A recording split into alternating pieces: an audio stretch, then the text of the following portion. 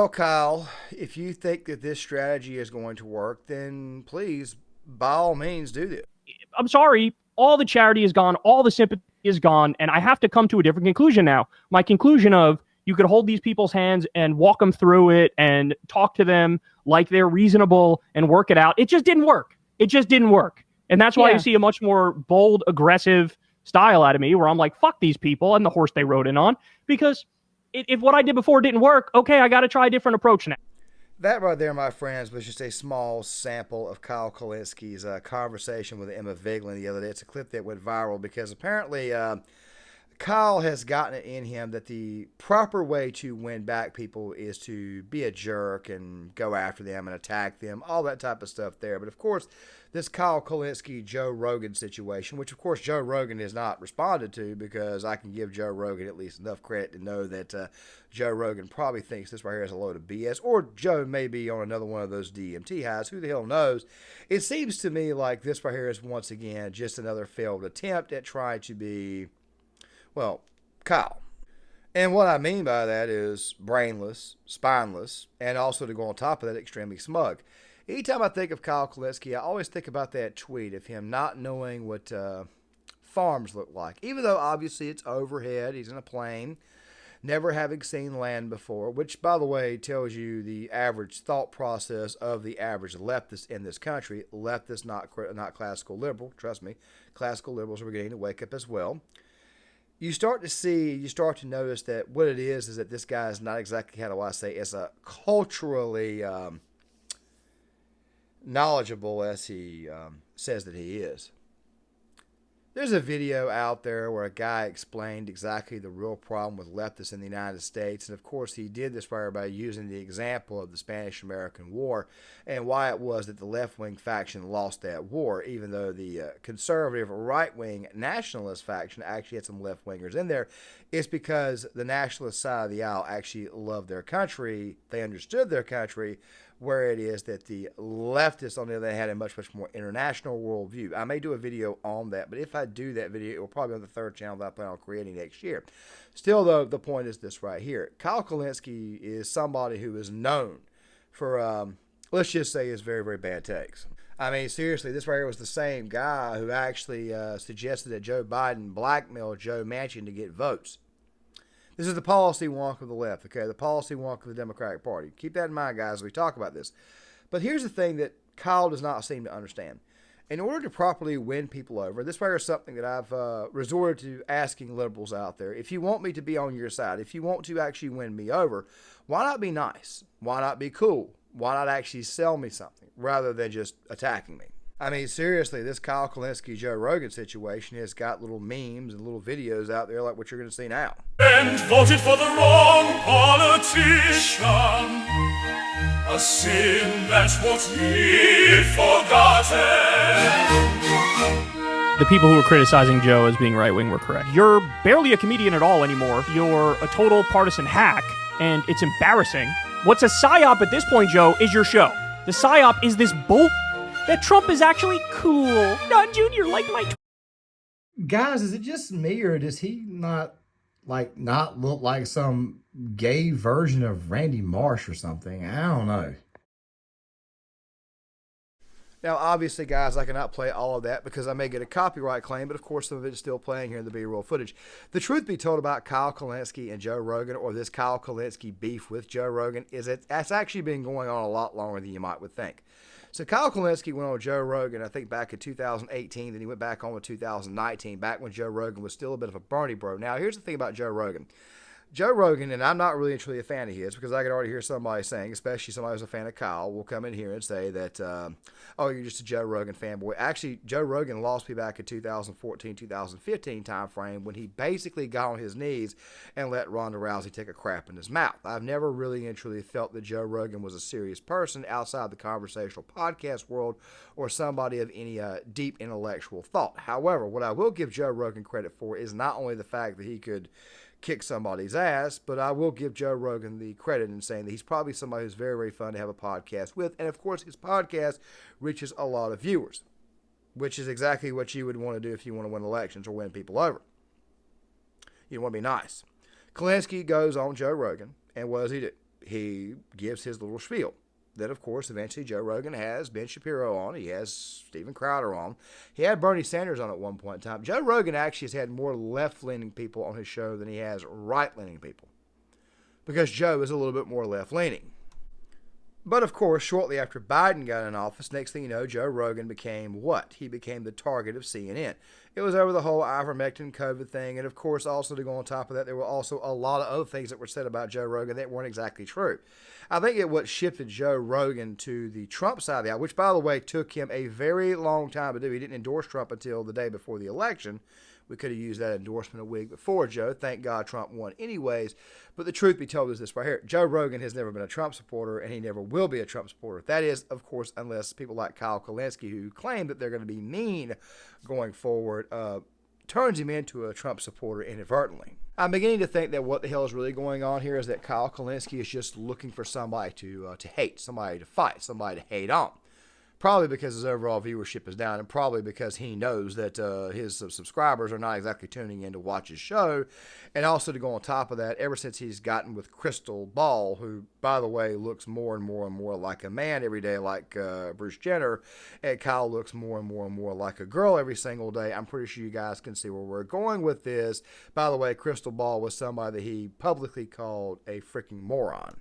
The point is that Kyle Kulinski is going down fast. He's going down pretty quick. He's losing viewership. He's losing subscribers. People are not tuning into him, probably because of predictions like on election night, where you guys see this map right here and you think to yourself, how could somebody be so freaking stupid to think that Kamala Harris was going to win the election in this big of a landslide when everybody knew the inside numbers were showing that she was going to lose in a massive landslide? It's that type of stuff there that has gotten his viewers, David Pakman's viewers, and many other left-wing viewers to say these just aren't serious people. They're not speaking in reality, and they're beginning to wake up. Trust me, there will be more of them over the next 4 years because the Democrats' desperate attempts at relevancy and the far left's desperate attempts at relevancy, and, of course, Kyle Kulinski's very, very bad attitude, because there will be the attitude of many leftists, will just simply turn more and more independents off, and I'm here for it.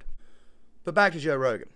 Kyle has been going after Joe for a very long time, since Joe basically said, no more leftists on my show.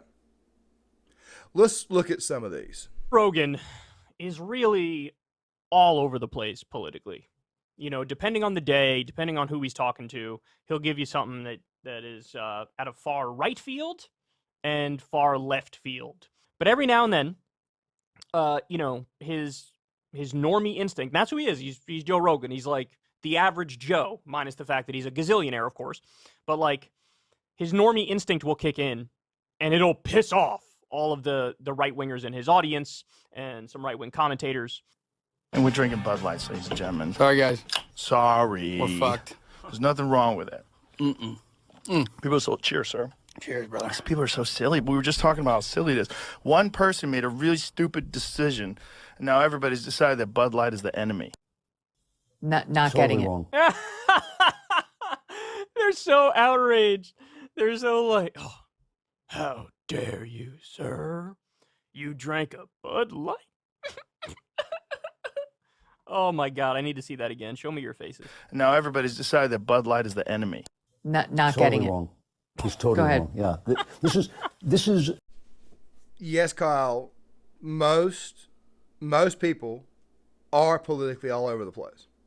They have a different set of beliefs. Maybe they have different feelings. Like there are some people out there who are conservative on the gun issue, but they're actually very, very liberal on the abortion issue.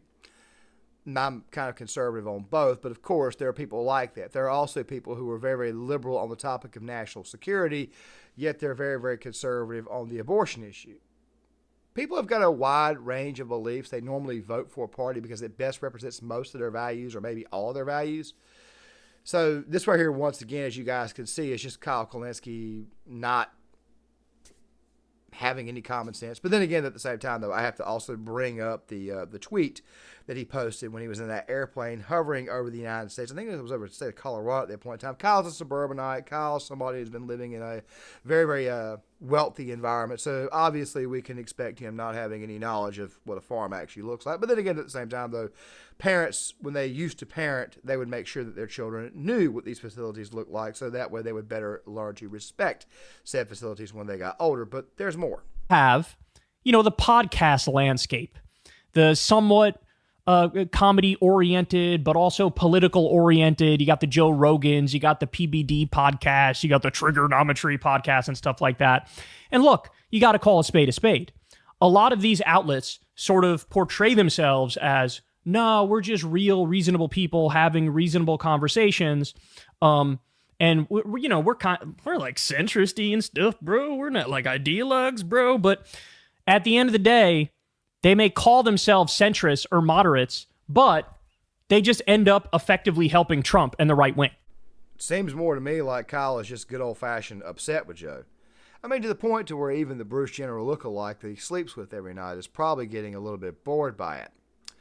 Look, you really truly want to know what the hell's going on there? Pay attention to her body language. Pay attention to her facial expressions. That right there is what you need to be paying attention to.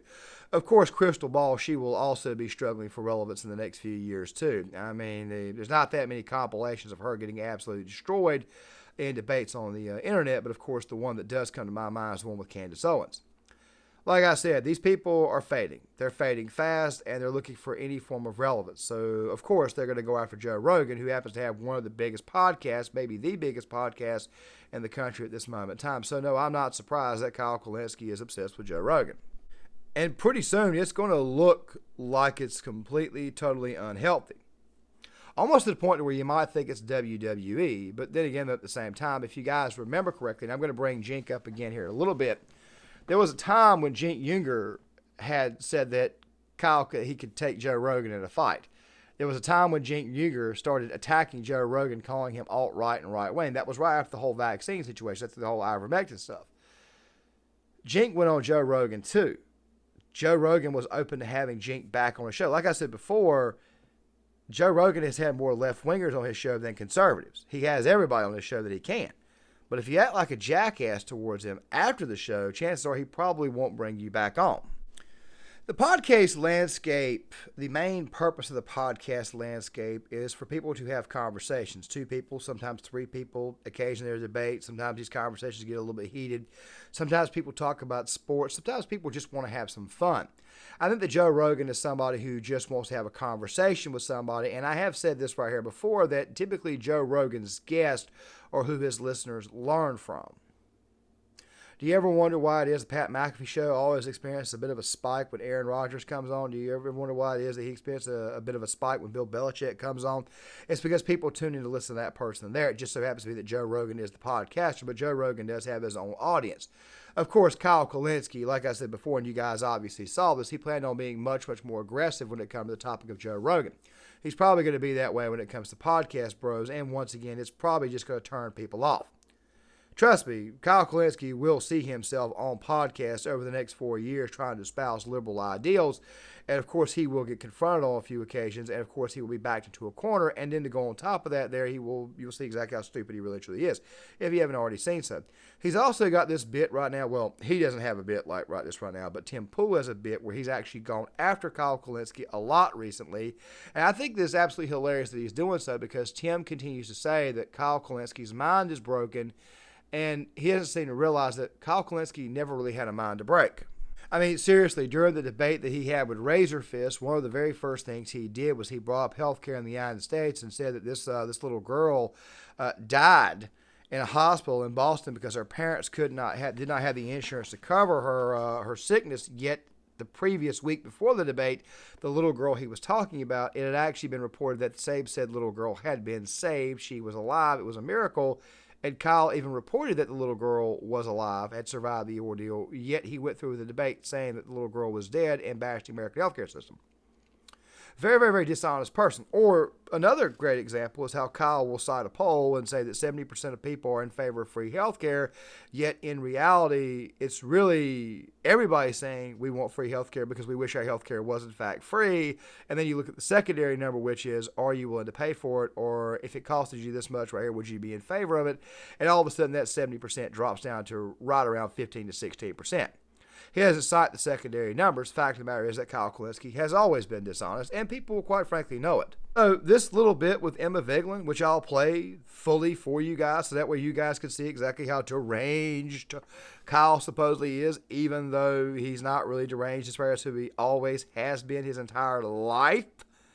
and who he is today to a much, much harder extent, I'm pretty sure you guys will understand where he's going at and exactly what will end up happening to him. Just a vibes-based voter, right? You cocooned yourself in this right-wing echo chamber where you got right-leaning UFC people and right-leaning comedians, and Dana White, his boss, is super right-wing and loves MAGA.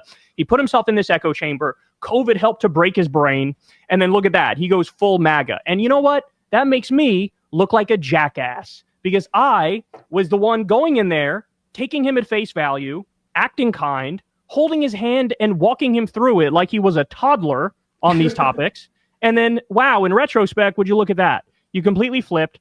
I mean, we were defending him, unfortunately, way too late, right? When people were already on to, I don't know, man, you're saying a little bit more right-wing things here. And we would be like, well, no, look, here's a compilation of all the times Joe Rogan said base things. He argued for universal health care. He argued for free college. He argued for higher minimum wage and this good thing. And I would show that compilation and go, see, I don't know what you guys are talking about. But guess what? When you decide I'm going to endorse Donald Trump after he lied to your face relentlessly for the entire podcast, telling brazen lies, then I'm sorry, all the charity is gone, all the sympathy is gone, and I have to come to a different conclusion now. My conclusion of you could hold these people's hands and walk them through it and talk to them like they're reasonable and work it out. It just didn't work. It just didn't work. And that's why you see a much more bold, aggressive style out of me where I'm like, fuck these people and the horse they rode in on, because if what I did before didn't work, okay, I got to try a different approach now. So you guys obviously heard all that. Obviously, it's going to be his plan to be mean to people going forward. It's going to be his plan to be confrontational. Of course, this way will just ultimately get him less podcast appearances. But like I said, he will be on podcast. Trust me, he will be on podcast. I know it sounds like a bit of a contradiction. But I think that Dave Smith said it best when he talked about this the other day. Let me play this right here for you. If you want to say, oh, I'll go on these platforms and be adversarial, okay, there's lots of platforms where you can be adversarial. There's lots of things where you can have debates. You could go on Rogan and be adversarial. Like, okay, but why didn't you do that? There's a very convenient excuse to say, oh, because at the time I believed I could do this. But hey, like, again, like Kyle, I think he said he went on 4 times, right? Like I said before, if you had to hold his hand like a toddler, well, how come you didn't mention that the first time? How come you didn't mention that the second time or the third time or the fourth time? Okay, so you're going to say, oh, because I thought this method of being nice would work, but now I realize I have to be adversarial. Okay, it's just very convenient to say that. It's like, maybe it wouldn't go that good for you. Maybe if you went on there and you were adversarial, you'd end up getting fucked up. But something tells me with the lack of trash talk, the lack of stuff that Kyle Kulinski has been throwing at Joe Rogan recently, and the fact that Kyle has been so unhinged, Joe just might let him back on. But then again, at the same time, though, time will tell. Still, though, yeah, it's starting to look more and more and more like an obsession at this point. True. Joe Rogan would kick your ass if you got confrontational with him. Like I said, I'm not a Joe Rogan fan. As a matter of fact, I need to remind people that before you start thinking, especially conservatives, if you start thinking that Joe Rogan is your friend, I need you to think about something really quick. Back in 2020, Joe Rogan, like the week before the election, was asked about this very question. Who are you voting for? And Joe Rogan's exact words were, guys, I am an idiot when it comes to politics. Then he proceeded to tell his audience of millions of viewers to go listen to David Pakman and Kyle Kulinski on politics. I think if anything, it's possible that maybe Kyle Kulinski's just pissed off that he did not get an endorsement, which also tells me that he's a very, very jealous person deep down inside. And it seems to me like he's taking the exact same stance that Cenk Uygur took when when Biden was in office. If you guys remember, there was a time when Cenk Uygur thought that he could kick Joe Rogan's ass. So he went on the Patrick Bet David podcast and said that he was going to, that he could take Joe Rogan in a fight, stuff like that. There, it was all over the internet. It was a funny meme. Of course, people all know that Joe would kick Cenk's ass, but I think that Kyle Kulinski is copying Cenk or what Cenk was at that point in time. I want to be more confrontational. I want to get in people's faces. Yet you don't seem to realize that that strategy just doesn't work. I mean, seriously, these people are doubling down on the things that got them their asses kicked, and it's only going to get worse for these people going forward. But still, though, if I didn't already put that in there, the war with Joe Rogan, or the obsession with Joe Rogan, it's actually been going on for a while. But you guys, please tell me what you think in the comment section. I would love to hear what you guys have got to say. Please hit the like button, subscribe, share the video, sign off in the comments. I'll see you guys later.